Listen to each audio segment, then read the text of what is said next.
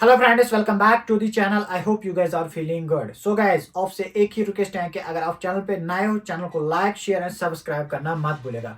So guys, आज के इस वीडियो में हम डिटेल बात करेंगे विजिरेक्स एक्सचेंज के बारे में। As all of you know कि जो विजिरेक्स एक्सचेंज था वो इंडिया के टॉप एक्सचेंजेस में माना जाता था, शुमार किया जाता था। तो आपको मैं बताता चलूं कि विजिरेक्स का एक साइबर अटैक हुआ था, वो हैक हुआ था 18 ऑफ जून। तो उसी के रिगार्डिंग एक ब्रेकिंग अपडेट निकल के सामने आया है, जिसमें उन्होंने जितने भी उनके कस्टमर्स हैं उनको वार्न किया है। तो आपका ज्यादा टाइम नहीं लेते हुए मैं अपनी टैब की स्क्रीन यहाँ पे शेयर करूंगा।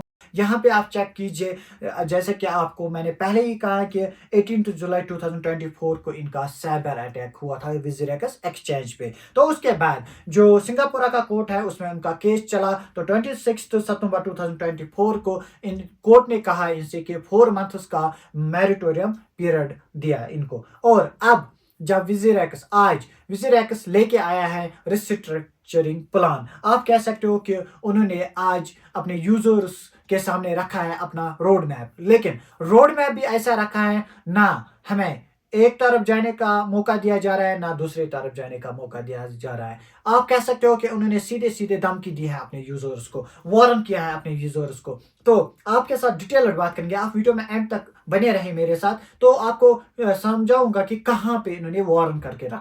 तो आप यहाँ पे चेक कर सकते हो जो रिस्ट्रक्चरिंग प्लान उन्होंने दिया है। तो इन्होंने यहाँ पे दो ऑप्शंस रखे हैं, वोट यस का और वोट नो का। पहले हम चले जाते हैं वोट यस पे, क्योंकि जो धमकी इन्होंने दी है वो दूसरे पार्ट में आता है। तो वोट यस पे हम जब देखते हैं, यहाँ पे आप चेक कीजिए स्कीम अप्रूव्ड। अगर आपके सामने, अगर आप आज विजिरेक्स ऐप ओपन करते हो, वहां पे आपके सामने एक इंटरफेस आता है, आपको वहां पे करना है यस और नो। तो जब यस आप करते हो, उसके बाद स्कीम को यस जब आप करते हो, तो दैट मीन्स इनका कहना है कि अप्रैल 2025 यानी आज चल रहा है फरवरी मार्च अप्रैल में, scheme approved by creditors and section by the Singapore court. तो स्कीम अगर हम यस करेंगे, मैक्सिमम जितने भी इनके यूजर्स हैं वो अगर यस करेंगे, तो जो स्कीम है वो अप्रूव हो जाएगी सिंगापुर कोर्ट की तरफ से भी। दैट मीन्स इनका प्लान है अप्रैल 2025 में फिर से अपना जो प्लेटफॉर्म है उसको लॉन्च करना। लेकिन वो डेक्स अपना लॉन्च करने जा रहे हैं। डेक्स किसको कहते हैं? डिसेंट्रलाइज्ड एक्सचेंज को। तो इनका कहना है इंप्रूव रिकवरीज वे। रिकवरीज कहां से ये करेंगे, उसके बाद कैसे वो शेयर करें, प्रॉफिट शेयरिंग, यानी कि जितना भी प्रॉफिट ये कमाएंगे उसका शेयर अपने यूजर्स को भी देते जाएंगे। तो पहले ये भी इन्होंने यहाँ पे नहीं इलाबोरेट किया है कि पहले कितना देंगे यूजर्स को। उसके बाद recovery of illegal wallets assets stolen assets, जितने रिकवरी अगर होती है इस बीच में भी, उसके बाद अप्रैल 2025 के बाद में भी अगर कभी कभी रिकवरी होती है तो उसका भी शेयर आपको चला जाएगा। वाइट नाइट कोलाबोरेशन भी करेंगे। तो ये इनका मानना है कि जब यूजर्स मैक्सिमम यस करेंगे।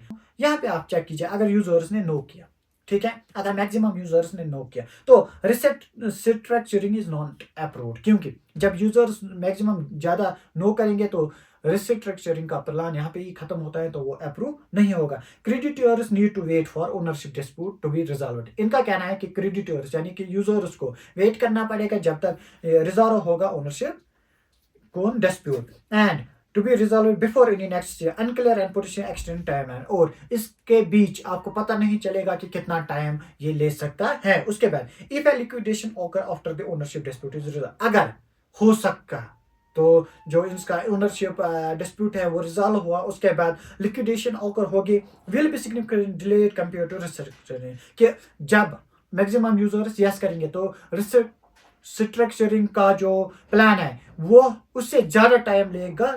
लिक्विडेशन का plan will likely be in had currency. That means अगर यस करेंगे, रिस्ट्रक्चरिंग जो प्लान है वो सक्सेसफुल होता है, तो आपको क्रिप्टो में ही अपने पैसे मिलेंगे, फंड्स मिलेंगे। लेकिन अगर लिक्विडेशन हुआ, नो मैक्सिमम यूजर्स ने किया, तो आपको फैट करेंसी में दिया जाता। सो फ्रेंड्स, अब हम बात करेंगे उस पॉइंट पे मैं पहुंचा हूं जहां पे मैंने कहा था कि विजिरेक्स ने अपने यूजर्स को वार्न करके रखा है और उन्होंने धमकी दी है। तो यहाँ पे आप चेक कर सकते हो, इन्होंने कहा कि जितना ज्यादा टाइम हमें लगेगा लिक्विडेशन प्रोसेस में, एज कम्पेयर टू किस में, रिस्ट्रक्चरिंग प्लान में। तो क्रिएटर्स मिस कर सकते हैं कि जो भी नियर फ्यूचर में आने वाला होगा बुल रन। आपको मैं बताता चलूं कि बुल रन हर 4 ईयर्स के बाद आता है। अब जो नेक्स्ट बुल रन आने वाला है वो आने वाला है 2028 में। दैट मीन इनका मतलब भी है कि लिक्विडेशन में हमें बहुत ज़्यादा टाइम लगेगा। दैट मीन कंटिन्यूसली एक्सटेंड हमें टाइम करना पड़ेगा। इनका यही मकसद है कि आप सभी यूजर्स यस पे क्लिक करो, क्योंकि हम जो हमारा रिस्ट्रक्चरिंग प्लान है उसको इम्प्लीमेंट कर पाएंगे।